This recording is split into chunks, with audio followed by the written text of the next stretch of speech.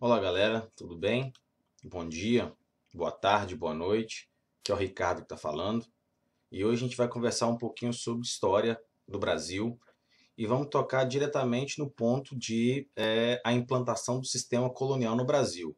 Mas é um tema muito amplo, né? A gente não vai comentar sobre essa vastidão que é esse conteúdo vinculado à implantação do sistema colonial no Brasil. Nós tocaremos a princípio no ponto de os povos indígenas, né? E a contribuição, principalmente, que esses povos eles tiveram para com o povo brasileiro atualmente, tudo bem? Então vamos lá, né? Vamos para algumas informações importantes aí, ó. A Constituição de 1988 reservou alguns artigos para tratar da questão indígena no território brasileiro. O objetivo central da lei é garantir o respeito aos povos indígenas, tanto em sua estrutura cultural quanto em seu espaço de ação. Porém, infelizmente, né, é lamentável o atraso das autoridades públicas brasileiras em reconhecer a importância dos povos originários, no caso os povos indígenas, vista a opressão sofrida ao longo dos séculos que sucederam a partir da chegada dos portugueses aqui na América, principalmente onde é o território brasileiro atualmente, beleza? Tais acontecimentos nos levam a algumas questões, algumas perguntas. Vamos lá para algumas, né? Qual a importância dos povos indígenas para a sociedade brasileira, por exemplo, atualmente, né? Vamos para uma outra.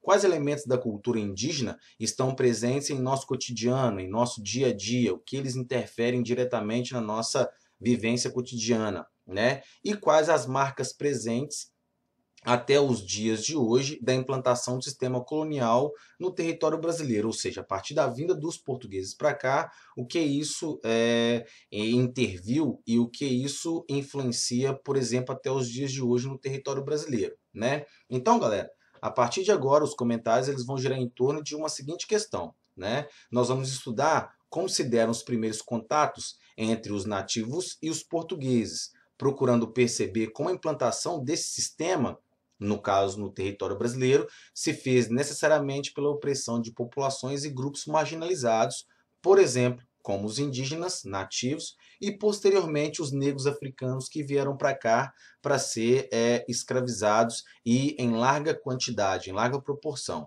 beleza? Aí nós temos algumas imagens, né, de indígenas esses vinculados às várias e várias nações, troncos linguísticos, tribos, sociedades que existiam aqui antes da chegada do português, no caso do europeu, aqui no território brasileiro. E aqui nós temos uma outra imagem. Tudo bem? Então vamos lá para os nossos pontos posteriores. Os povos indígenas, né?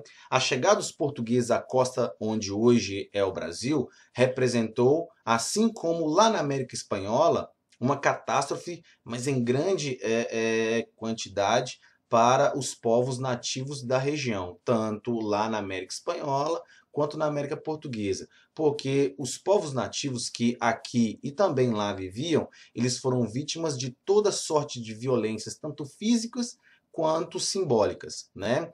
E foram submetidos, consequentemente, ao trabalho compulsório e retirados, eles foram de suas estruturas socioculturais, ou seja, mudou totalmente a partir da chegada aqui do português e na América Espanhola do espanhol, de sua estrutura cotidiana, sua estrutura sociocultural que existia antes da chegada desse europeu nas Américas, né? Calcula-se, de acordo com estudos historiográficos e também estudos arqueológicos, etnográficos principalmente, que mais de 3 milhões de índios viviam na faixa que hoje se define como território brasileiro, né?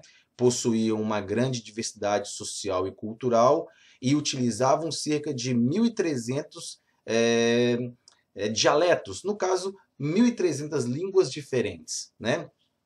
Baseado em resquícios históricos das línguas faladas pelos nativos, os pesquisadores utilizaram a existência de grandes troncos linguísticos no momento em que os portugueses chegaram à América, por exemplo, como o tupi e como o macro-G, né, que são dois grandes troncos linguísticos que, quando o português chegou aqui, e de acordo com as pesquisas que vêm acontecendo desde principalmente o século XIX, segunda metade do século XIX para cá, conseguiram, esses pesquisadores, identificar a existência desses dois grandes troncos linguísticos, que no caso é o Tupi e o Macro-G. A gente vai ver mais sobre esses troncos linguísticos daqui a pouco, tudo bem?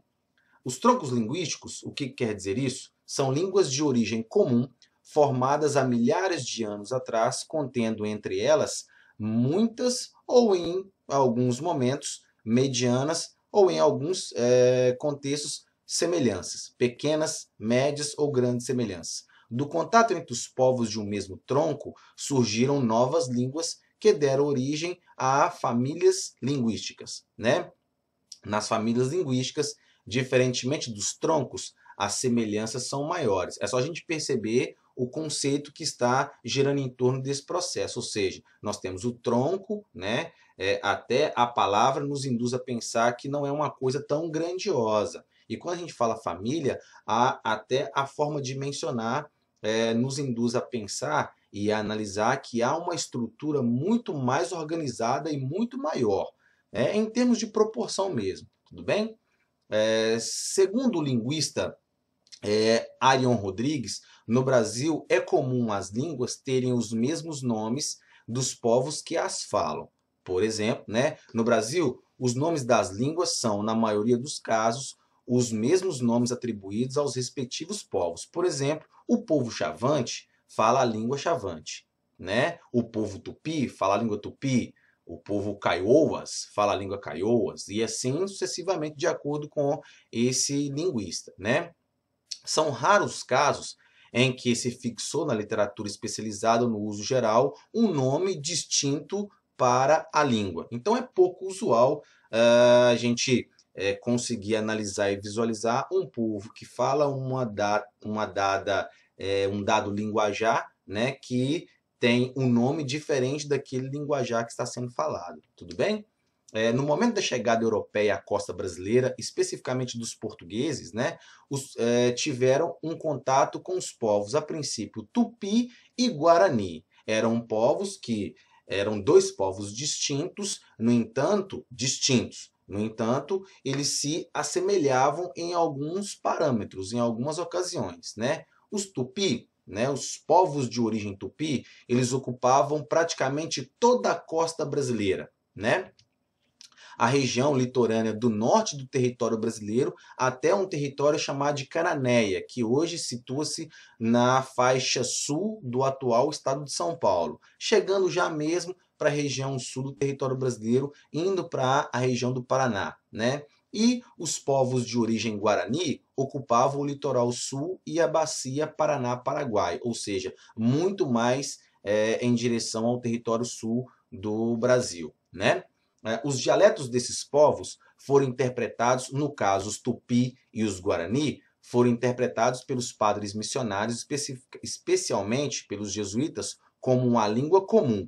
Eles conseguiram visualizar uma grande quantidade de aproximações, né, de os dialetos, tanto do que falavam os tupis e também dos que falavam o Guarani, né? Os padres da Companhia de Jesus, a partir de 1548, basicamente, criaram, na segunda metade do século XVI, uma escrita e uma gramática tupi-guarani, devido a essa semelhança, para fins de catequização, para fins de evangelização, como aqui está exposto. Uma vez que os povos indígenas eram ágrafos, ou seja, eles não conheciam a escrita. Então, os portugueses é que introduziram a cultura gráfica para com os povos indígenas que existia aqui no território brasileiro quando da chegada dos portugueses aqui, né? Para além da língua, os povos Tupi e Guarani apresentavam várias outras semelhanças. Por isso que hoje nós temos as condições de utilizarmos muitos padrões parecidos, ou seja, povos de origem Tupi e Guarani. Isso nem sempre foi a mesma coisa, né? Mas devido à semelhança, desde lá o século XVI, que os jesuítas conseguiram identificar, eles juntaram porque havia uma quantidade muito grande de pontos em comum, tá bom? Aqui uma informação importante para nós. Em algumas regiões da costa brasileira e majoritariamente no interior, povos indígenas que não seguiam as características culturais e linguísticas dos Tupi-Guarani ficaram conhecidos como Tapuia. Ou seja, quando os portugueses chegaram aqui, existiam vários grupos étnicos, linguísticos indígenas, mas principalmente três, né, que é o Tupi, o Guarani, que diante do analisado pelo português eram muito próximos no ponto de vista do linguajar. Então os portugueses eles juntaram, e os Tapuia, que eram muito diferentes da postura linguística e cultural, né, dos Tupi-Guarani. Então vamos lá continuar.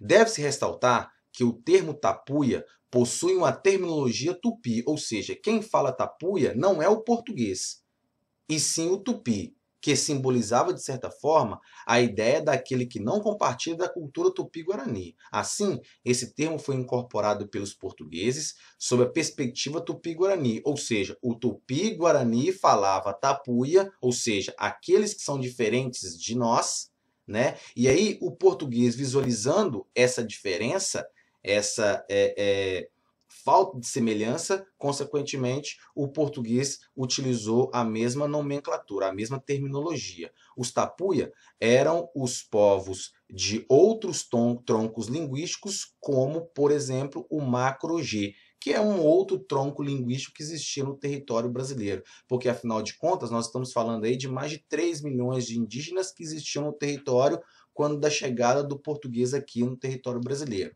né? Parte dos povos indígenas viviam da caça, da pesca, da agricultura de sobrevivência e da coleta de frutos e frutas, beleza? Preparavam frequentemente o solo, porque eles plantavam, eles colhiam, né? Só que esse plantio e essa colheita não tem a necessariedade, por exemplo, de plantar para o excedente. Eles plantavam para subsistência. Plantou, colheu, comeu, planta de novo. Eles não têm aquela obrigatoriedade de plantar para o excedente, plantar para o estoque. Isso não existia. Quem introduziu isso foi o português quando aqui chegou. Preparavam frequentemente o solo, utilizando as queimadas, que é uma técnica agrícola que recebeu o nome de coivara, ou seja, para preparar o solo, joga a mata no chão, aquela vegetação, um tanto quanto rasteira, coloca-se o fogo ali para que o fogo possa limpar aquela área, para consequentemente plantar o milho e principalmente, que era uma base alimentar dos indígenas que viviam aqui, a maioria deles, a mandioca, né? Era também comum entre os nativos a troca de alguns artigos, como a pena e pedras preciosas, por exemplo, para ornamentação. Mas essas pedras preciosas, quem destinou uma lucratividade em torno dessas pedras não foram os indígenas, e sim os próprios europeus portugueses quando aqui chegaram. Tudo bem? As variadas comunidades indígenas espalhadas pelo litoral e pelo interior organizaram-se por meio de complexas redes de aliança e de inimizade que determinavam a eclosão de muitas guerras entre elas, no caso das sociedades. As guerras eram um elemento simbólico e comum, né, dessas sociedades, pois permitia a renovação dos laços de solidariedade e, consequentemente, coesão intra, no caso dentro, e inter, né, separado de tribos rivais, digamos assim. Os portugueses exploravam essas rivalidades locais, apoiando-se em comunidades indígenas mais próximas a eles, que foi um fator fundamental para a implementação da colonização no nosso território, né? E aí, galera, eu termino a fala daqui, né, de hoje. Desejo a vocês uma boa noite, um bom dia, né, e uma boa tarde. Foi um prazer imenso estar com vocês. Alimentem-se, vamos manter a distância, tá bom? Cuide de vocês e de quem vocês amam, tá? Até logo, beleza? Foi um prazer sempre. Leiam bons livros, vejam bons filmes, estudem e até mais, tá bom? Foi um prazer imenso e fui. Até!